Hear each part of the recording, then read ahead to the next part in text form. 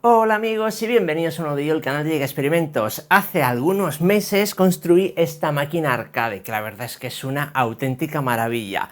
Pero bueno, muchos de vosotros a lo mejor no queréis complicaros tanto la vida y queréis algo más pequeño. Bueno, pues aquí tengo la solución, la Raspberry Pi. En este caso es la 4, pero bueno, sirve versiones anteriores. Os voy a enseñar qué se puede hacer con ella en modo arcade y otras muchísimas consolas, y además a poner este brutal disipador que os va a dar la seguridad que aunque le deis tralla no la vais a quemar. ¡Comenzamos!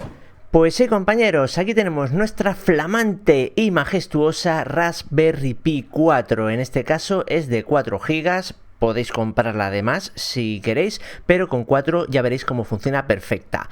Hemos puesto la micro SD de 32 GB, que ya viene la imagen puesta. Ponemos el micro HDMI, el controlador, bueno, el mando de la Play 4 y la alimentación que va con USB tipo C. Y ya está, arranca directamente. Esto es lo que sucede al arrancar. La primera vez tarda un poquito más, pero luego ya es, como veis, súper rápido. Y ya lo tenemos. Esto es Batocera, que básicamente es, bueno, como un sistema operativo donde hay un montón de consolas, un montón de juegos y ya viene configurado del tirón. El mando, tanto para el de la Play como el de la Xbox, viene configurado. O sea, simplemente sería pincharlo y a jugar.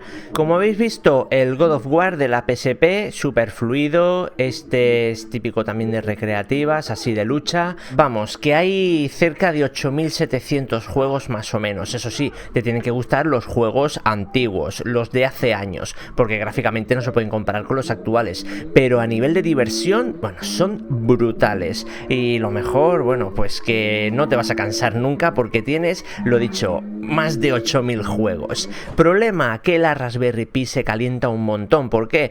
Bueno, porque está siendo exprimida y claro, pues casi 50 grados, como vemos en imagen.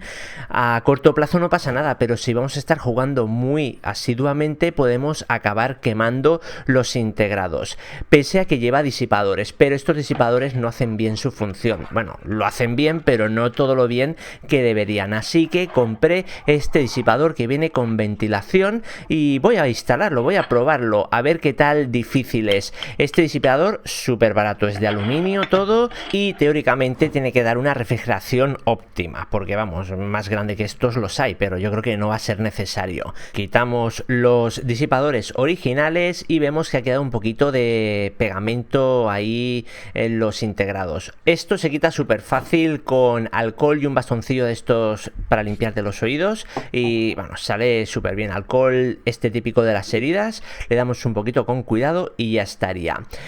Ahora, una vez limpios los integrados, vamos a colocar las pegatinas. Esto que ves así azulito, que viene en la bolsa, aparte de los tornillos, son pegatinas adhesivas que hacen la misma función que la pasta térmica que llevan los microprocesadores en los ordenadores, pero en adhesivo. O sea, conducen el calor desde el integrado hasta el radiador, que ahí, bueno, ahí tenemos las partes donde tenemos que colocarlas. Vienen 4, realmente solo hacen falta 3, pero bueno, se supone que viene una de repuesto. Y coincide con estos integrados que son los que más se calientan. Presentamos, es correcto, así que ponemos la parte inferior. Esta aparte, este disipador, aparte de refrigerar, es una carcasa para evitar que si se nos cae, bueno, que hayan cortocircuitos, lo que sea. Es una carcasa protectora y que refrigera, o sea, un 2 en 1. Ponemos todos los tornillos, que viene ya la mini llave Allen y ya estaría.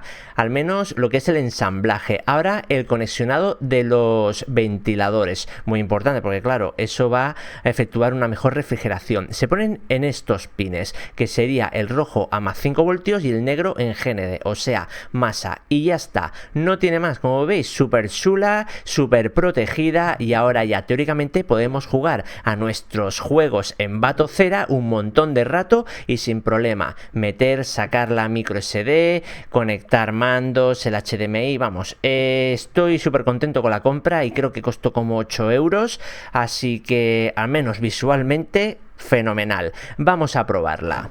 La llevamos al puesto, conectamos todo como estaba anteriormente, el micro HDMI, el mando de la PlayStation y por último la alimentación. Vemos cómo se encienden los ventiladores automáticamente y arranca la Raspberry Pi 4. Y ahí tenemos nuestro Batocera cargando todos los emuladores, juegos y plataformas, y vamos a echar unas partiditas así a juegos un poquito exigentes para ver si se calienta. Bueno, este no es muy exigente, pero bueno, es que me hace ilusión probarlo y ya está. Pero bueno, luego probamos unos un poquito más cañeros. Este es típico de recreativa, muy chulo. En este me he gastado yo las moneditas, pero a base de bien.